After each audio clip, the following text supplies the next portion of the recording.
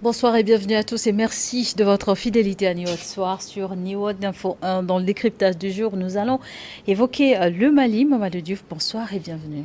Merci, bonsoir Charlotte. Une vingtaine d'associations maliennes ont annoncé s'unir pour obtenir des militaires au pouvoir le retrait du principe de laïcité de l'État dans le projet de constitution soumis au référendum le 18 juin prochain. Ces associations religieuses, culturelles ou politiques ont pressé le colonel Assimi Goïta de lancer les consultations en vue du retrait de ce principe, faute de quoi elles feront campagne pour le non. Pourquoi ces associations s'opposent-elles justement à une telle disposition? En fait, il y a deux raisons ici. Le Mali est j'allais dire, dans une euphorie contre la France, mais la laïcité est un concept français, en fait, dans nos espaces. Parce qu'il y a plusieurs façons de faire avec la laïcité. Dans nos espaces, anciennes colonies françaises, nous avons pris plutôt le concept de la laïcité à la française. Et dans ce concept de laïcité à la française, dans ce refus de la France au niveau du Mali, et ils le disent dans leur déclaration, ils ne comprennent pas pourquoi on est en situation de refondation du Mali, en situation de refus de la colonisation, de ses vestiges et de tout ce que la colonisation a laissé. Cette laïcité fait partie de cet héritage colonial, de cet héritage français. Pourquoi, en refondant le Mali sur la base des valeurs maliennes, sur la base également de la culture malienne, pourquoi on va ramener ce concept? Donc, sur le plan argumentaire, quand même, ils ne sont pas en train de dire nous ne sommes pas pour ne pas être pour, tout simplement. Ça, c'est un élément qui est là, qui n'est pas à négliger. L'autre élément, c'est l'élément religieux. Parce que si vous voyez, c'est plutôt les imams, les associations religieuses qui sont au devant. La laïcité à la française est une laïcité anti-religieuse. Il faut qu'on soit clair là-dessus, qu'on cesse de faire du cinéma. C'est Viviani qui a dit de façon extrêmement claire, nous voulons organiser l'humanité sans Dieu. Et c'est ça la laïcité à la française. Quand vous allez en France, l'expression de la religion, on la limite le maximum possible, quelle que soit la religion. Mais qu'on le fasse en France, ok, c'est la France. La France a sa sécularisation. Elle a son histoire avec la religion. Mais le Mali a son histoire avec la religion qui n'est pas la même que l'histoire de la France avec la religion. En même temps, Mamadou Diouf, de ne pas afficher publiquement son appartenance religieuse, n'est-ce pas aussi cultiver la tolérance et permettre à chacun de pratiquer sa religion en toute intimité? Pour moi, il n'y a aucune relation. Au Sénégal, tout le monde affiche sa religion et ça n'empêche pas la tolérance d'être là. S'il y a tolérance au Sénégal, le Sénégal ne le doit pas à la laïcité. Pas du tout. Le Sénégal le doit à la culture sénégalaise elle-même. Parce que là aussi, il faut qu'on fasse très attention. C'est comme si nous ne sommes pas capables, s'il n'y a pas la laïcité, de vivre. Mais aux États-Unis, dans la Constitution américaine, le mot laïcité n'existe pas. Aux États-Unis, il est permis de montrer son expression religieuse, jusque même quand on fait la prestation de serment. Le musulman va jurer sur le Coran, le chrétien va jurer sur la Bible. En France, tu amènes la Bible au Parlement, on dit c'est un sacrilège. Donc c'est pourquoi j'ai dit qu'on fasse attention. C'est le concept français que nous avons pris en matière de laïcité et il est là, il fait obstacle. Mais je parlais de la religion tout à l'heure, ce n'est pas seulement à ce niveau. Mais c'est au nom de la laïcité qu'on défend aujourd'hui le mariage entre les hommes, le mariage entre les femmes, etc. Mais c'est pourquoi les imams maliens posent tous ces problèmes en disant attention, ce concept, quand on en parle, on ne parle que les religions vivent ensemble en paix, mais le concept, ce n'est pas que les religions vivent ensemble en paix seulement, il y a bien d'autres choses dedans et qu'eux considèrent comme étant contraires aux valeurs maliennes d'abord, aux valeurs traditionnelles maliennes, aux valeurs musulmanes, alors que, tout le monde le sait, l'écrasante majorité de la population malienne est musulmane. Et justement, ce concept, comment l'expliquer aux citoyens lambda du Mali aujourd'hui? Le premier problème, je ne sais pas où en est cette étude, il y a une étude qui était en train d'être faite à un certain moment au Sénégal par des gens pour voir est-ce que le concept existe dans une langue africaine. Je n'ai pas poursuivi l'étude par la suite, mais je sais qu'à l'époque où je m'étais arrêté, on n'avait pas été capable de trouver dans une seule langue africaine le concept de laïcité. Et ça se comprend. L'africain, c'est la croyance. Nous, on salue comment? Même dans nos salutations, il y a Dieu. Je parle de l'Africain, pas nécessairement d'une religion révélée qui est venue nous trouver. Mais dans ces religions révélées également, mais Dieu est présent à tous les niveaux. Mais dans la laïcité, c'est écarter Dieu. Jules Ferry l'a fait avec l'école. J'ai parlé de Viviani, allez lire ce que Spinoza a dit. Il se disait de façon très claire, il faut chasser Dieu du ciel et enlever les religions de la terre. Mais pourquoi ceux qui ne croient pas et qui ont le droit de ne pas croire veulent venir empêcher à ceux qui veulent croire de croire? Ça pose problème. La commission chargée de finaliser le projet de constitution aurait pu libérer le Mali du joug idéologique hérité de la France, mais a manqué du courage, déclare en opposant à la laïcité de l'État malien. Quel danger essaie-t-il de prévenir? En fait, dès que la constitution a été publiée, les imams ont été dans une démarche constructive qui a consisté à dire non, nous ne voulons pas de ce concept. Il faut le rappeler, le Mali est un pays à majorité musulmane. Oui, mais également que si les militaires sont arrivés au pouvoir, ils le doivent à ces associations qui s'étaient mobilisées pour faire tomber le pouvoir. Et ces associations avaient prévu une refondation du Mali, et dans cette refondation du Mali, le concept de laïcité allait être enlevé. Il faut le dire clairement, ce n'est pas quelque chose qui date d'aujourd'hui. Ils ont eu une démarche constructive en allant pour dire aux gens non, nous pensons que ce concept doit partir. Parce qu'on s'était mobilisé, on s'était battu, c'était pour ça. Mais également, on est dans une situation de refondation, c'est l'occasion à ne pas rater. Le président de la République à l'époque a accepté qu'une commission soit mise sur pied pour voir comment faire pour que le projet soit un projet consensuel. C'est pourquoi il parle de cette commission en disant que la commission n'a pas eu le courage. Parce qu'eux, ils ont dit, mais qu'on dise que le Mali est un pays confessionnel. Ils préfèrent cette expression que de mettre l'expression laïcité. Bon, ils ont expliqué non, laïcité c'est pour que les gens vivent ensemble. Ils leur ont dit non, confessionnel ne signifie pas que les gens c'est l'argument fort pour promouvoir se battre. Le vivre ensemble. Oui, mais ils leur ont dit confessionnel ne signifie pas que les gens vont se battre. Parce que pour eux, on ne peut pas comprendre qu'au Mali, on parle de la Constitution et qu'on n'évoque pas Dieu. Alors que pour les tenants de la laïcité, mais c'est un crime que d'évoquer Dieu en parlant de constitution. Allez regarder la constitution française, et pourtant ça se fait dans d'autres pays. Dans d'autres pays, mais sur le dollar américain, il est écrit en Dieu nous croyons. Ce n'est pas aux États-Unis seulement, en Angleterre, la monarchie a une coloration religieuse. Vous avez vu le rôle joué par l'Église quand il a fallu introniser le roi Charles III, c'était ce week-end. Tout à fait. Eh bien, c'est tous ces arguments qu'ils donnent pour dire aux gens non. Ils aiment bien cette expression, si l'Afrique a été brûlée, ce n'est pas les religieux qui l'ont brûlée, ce sont les politiques qui l'ont brûlée. Donc arrêtons de faire des religieux un risque énorme, alors que dans l'histoire, ce n'est pas eux qui ont posé le plus de problèmes. Il y a la question que se pose beaucoup, est-ce que la laïcité risque de s'opposer à la religion et aux croyances? Est-ce qu'elle s'oppose, en clair, en fait, à la religion et aux croyances? Il y a dans les formes de laïcité, tu l'as. Je ne sais pas si vous avez suivi ce qui se passe en Allemagne avec cette vidéo où on enseigne aux enfants l'homosexualité à l'école. Les parents disent, nous ne voulons pas qu'on l'enseigne à notre enfant. Ils enseignent à leur enfant le contraire. On vient l'enseigner à l'école, l'enfant dit le contraire. On vient enlever l'enfant pour dire qu'on veut protéger l'enfant par rapport à ses parents. C'est la laïcité qui amène cela. Puisqu'on nous dit, mais laissez les enfants, avec la convention des enfants, quand ils vont grandir, ils vont choisir la religion qu'ils veulent. Alors que on les a conditionnés à l'école, on les a conditionnés dans la société pour qu'ils deviennent autre chose. Et ça pose un débat de société. On appelle ça un débat de société. Mais c'est au Mali qu'on doit poser le débat de société. Et moi, ce que je reprocherais à ce référendum, c'est ça.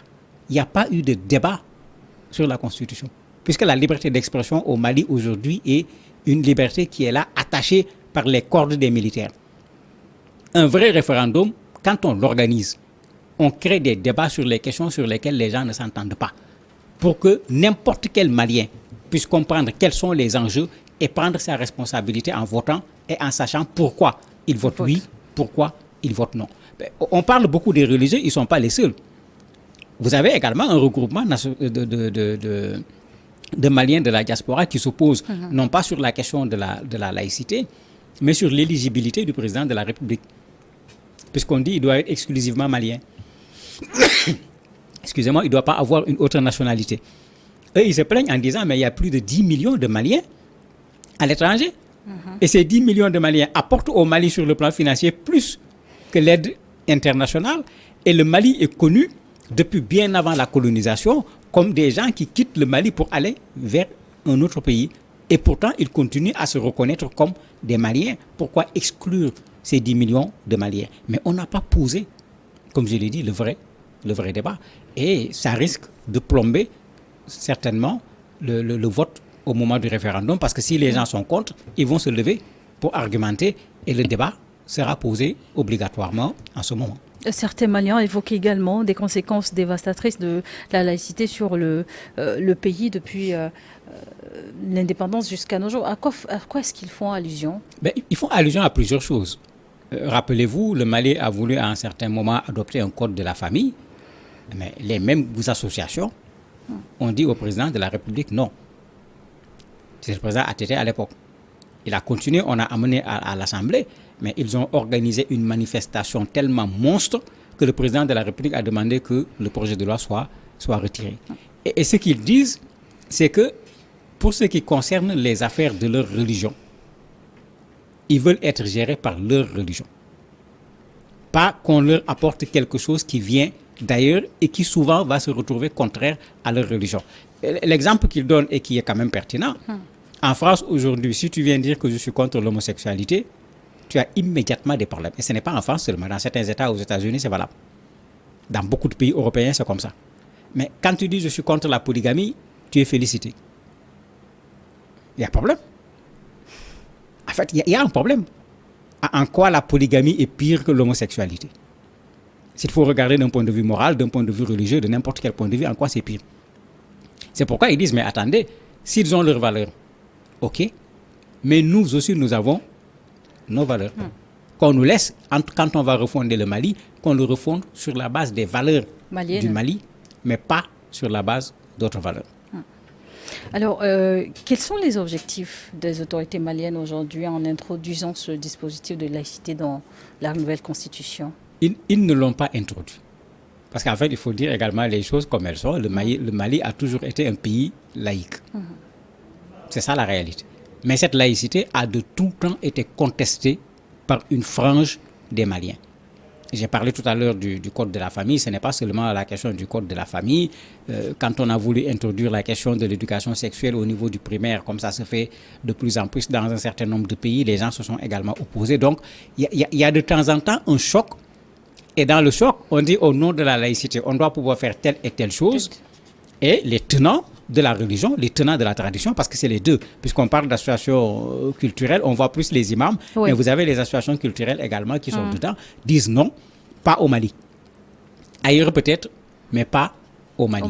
Mais ce débat-là, il faut le poser au Mali en termes de débat de société et laisser aux Maliens effectivement choisir quel type de société ils veulent. Pourquoi vouloir leur faire copier nécessairement un type de société? C'est ce que nous avons fait dans nos États depuis fort longtemps, mais c'est pourquoi on n'a pas de nation. Les gens ne se retrouvent pas dans ce que nous leur disons. Le texte est là, il est écrit en français. L'essentiel des Maliens n'y ont pas accès. Ils sont allés voir le guide de Nioro, qui a une influence parmi les guides religieux. Il leur a dit, ramenez-moi le texte dans une langue que moi-même je peux lire pour savoir de quoi il s'agit. Mais en même temps, il leur a dit, si c'est contraire à la religion, je serai contre. Donc, si on pose le débat sur la table, ce n'est pas évident que ce que les militaires veulent faire puisse passer. Justement, la Ligue malienne des imams avait appelé les fidèles à s'opposer au texte. Est-ce que déjà, cette situation ne risque pas de replonger le Mali dans une phase de crise sociale? Mais c'est là où il fallait avoir l'intelligence quand eux, ils ont eu une démarche positive. En ne commençant pas par la contestation, mais en saisissant le président de la République par les voies les plus appropriées, savoir que il y a un obstacle ici, il faut lever l'obstacle. Mais l'obstacle n'a pas été levé et on avait rapidement fixé qu'on va organiser le référendum. Le référendum est déjà en retard de 3 mois par rapport au calendrier qui est prévu pour la transition. Et le retard est dû au fait que quand ils l'ont sorti, il n'y a pas eu suffisamment de discussions avec toutes les franges et un certain nombre de remarques qui ont été faites n'ont pas été tenues en compte. Ceux-là ont considéré qu'on veut leur imposer un texte. Et ceux-là sont les mêmes qui n'ont pas oublié qu'on leur a imposé Goïta comme président de la République, qu'on leur a imposé à l'époque également le Premier ministre le président de la transition. Puisque si vous vous rappelez, quand on les a appelés, les gens sont venus dans une concertation où, dans le principe, on devait choisir, mais il n'y avait qu'une seule personne. Et quand il y a une seule personne, il n'y a pas de choix. Il n'y a pas de choix. Je me rappelle encore de ce que l'imam Diko avait dit en sortant. Nous prenons acte. Mais il avait dit clairement, il n'a pas été question d'un choix parce qu'il n'était pas possible de faire un choix. Mais avec tout ça, les gens commencent à avoir une certaine méfiance par rapport au pouvoir de la transition. Et quand une transition dure, mais tu n'as plus l'objectif que tu avais comme focus devant toi. Tu es obligé de prendre en charge également les autres problèmes. Et c'est ce qui arrive actuellement à la transition malienne. Alors là, on retient, comme vous le disiez tantôt, que toutes les parties prenantes n'ont pas été invitées au dialogue concernant les textes de nouvelle constitution. Mais est-ce que, dans ces conditions, les autorités maliennes sont sur la bonne voie avec le projet de refondation du Mali? Difficile de juger pour le moment. Parce que si le référendum passe, que les Maliens le votent à une très forte majorité, mais ils sont sur la bonne voie. Puisqu'ils auront obtenu ce qu'ils veulent. Mais si au contraire, le débat sur la laïcité ne va-t-il pas aussi impacter sur le... Non, c'est ce que j'ai dit. Malgré le débat sur la laïcité, si les Maliens votent pour la laïcité, mais les militaires au pouvoir auront obtenu ce qu'ils veulent. Si les Maliens font le contraire, à cause de la laïcité ou à cause d'autres problèmes, parce qu'on parle surtout ici de la laïcité, mais ce n'est pas les seuls problèmes qui sont soulevés. Il y a la façon dont on a ramené beaucoup de pouvoir chez le président de la République qui est soulevé par les partis politiques. Il y a la façon dont on a diminué le pouvoir du Parlement qui est contesté par les partis politiques, etc. Donc, c'est pourquoi j'ai dit, quand on va poser le débat, mais c'est plusieurs questions qui vont être soulevées, pas seulement la question de la laïcité. Les militaires auront raison si les Maliens votent pour eux à une écrasante majorité. Mais imaginez si les Maliens, dans une écrasante majorité, votent non pour la Constitution. Et justement, à ce moment-là, qu'est-ce qui va se passer? Ils sont désavoués, c'est la première chose. Mais il y a pire, le calendrier, la feuille de route. Ça devient quoi? Alors qu'on devait commencer par cette nouvelle Constitution. Dans les textes de la Constitution, il y a des éléments qui permettront l'organisation des élections. Si la Constitution n'est pas votée, on ne peut pas parler d'élections. C'est-à-dire que la transition risque de continuer. Il y a plein de problèmes dedans. Ici, on parle que de la question de la laïcité, mais les enjeux ne se limitent pas à la laïcité. Que la transition continue, c'est un autre débat qui s'ouvre alors. Mais c'est clair que c'est un autre débat qui va souffrir, pas seulement par rapport aux Maliens seulement, mais par rapport à la CEDEAO. Parce qu'avec la CEDEAO, il y a un engagement qui a été pris par le pouvoir en place. Il y a une date, il y a une feuille de route. Vous avez vu, la CEDEAO a félicité quand on a fixé la date du référendum. Mais bon, la date du référendum n'est pas nécessairement une solution. Pour l'instant, ce sont les organisations religieuses qui sont très influentes au Mali qui se sont prononcées sur les textes. Mais que pense l'opposition malienne alors? Une partie, dans le regroupement de 23 associations, il y a des partis politiques.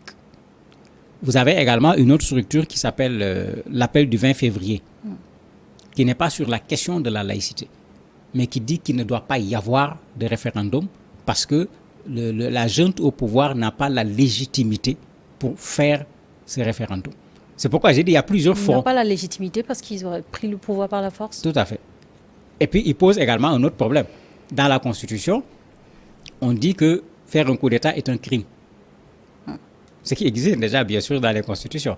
Mais en même temps, on absout ceux qui ont fait le coup d'État et qui sont au pouvoir actuellement par une amnistie. En fait, ce groupe-là, eux, ce sont ces questions-là qui les intéressent. C'est pourquoi j'ai dit il faut que le débat soit posé pour que les Maliens comprennent. Parce que le parti politique regardera les questions qui l'intéressent, le religieux regardera ce qui l'intéresse. Comment, selon vous, reposer le débat pour que tout citoyen malien participe? Mais c'est déjà mal parti. Il fallait, avant de faire la Constitution, poser le débat. Sur la laïcité, sur la forme du régime, est-ce que ça sera présidentiel, ça sera parlementaire, il fallait poser le débat. Et du débat, si vous écrivez la Constitution, vous avez de fortes chances, en regardant dans quel sens vont les populations, d'avoir un référendum qui se traduira par un oui qui va être un oui massif. Mais si les gens ont l'impression qu'on veut leur imposer un certain nombre de choses, mais même si ces petits groupes, si chacun fait son travail en faisant campagne pour le non, si chacun a des Maliens qui le suivent, mais le pouvoir militaire va se mettre dans une situation extrêmement compliquée, alors que ça n'arrange ni le pouvoir, ni les Maliens, que ce référendum se traduise par un non de la part des populations. À l'allure où vont les choses, le référendum du 18 juin va-t-il se tenir? Il va certainement se tenir parce qu'ils sont en train de faire leur lobbying. Je parlais tout à l'heure du guide religieux de Nioro. Mais le ministre de la Cohésion sociale est allé jusque chez lui pour lui présenter la Constitution et un lobbying qui est en train d'être fait alors que c'est une des personnes influentes dans le milieu musulman au niveau du Mali. Il n'a pas encore donné sa position de façon très très claire parce qu'il dit qu'il va prendre le temps de lire le texte pour voir avant de pouvoir donner une position claire. Sur le principe, il donne sa caution au pouvoir militaire, mais il dit qu'il va regarder d'abord pour savoir. Et quelle influence peut avoir sa position? Mais s'il vient rejoindre l'imama, la Ligue des imams, mais ça fait une force en plus. Non. Ça fait une force en plus. Parce que pour le moment, il est plutôt réservé. Il garde son soutien au pouvoir de façon générale, mais sur cette question, il est réservé. Il a même réclamé qu'on le lui donne dans une langue qu'il va pouvoir lire, pas un document en français, parce que lui, il ne lit pas en français. Merci beaucoup, Mamadou Diouf, pour ces points d'éclairage sur la question. Je rappelle que vous êtes éditorialiste. Merci à vous également de nous avoir suivis. Et la suite du programme se poursuit avec l'invité.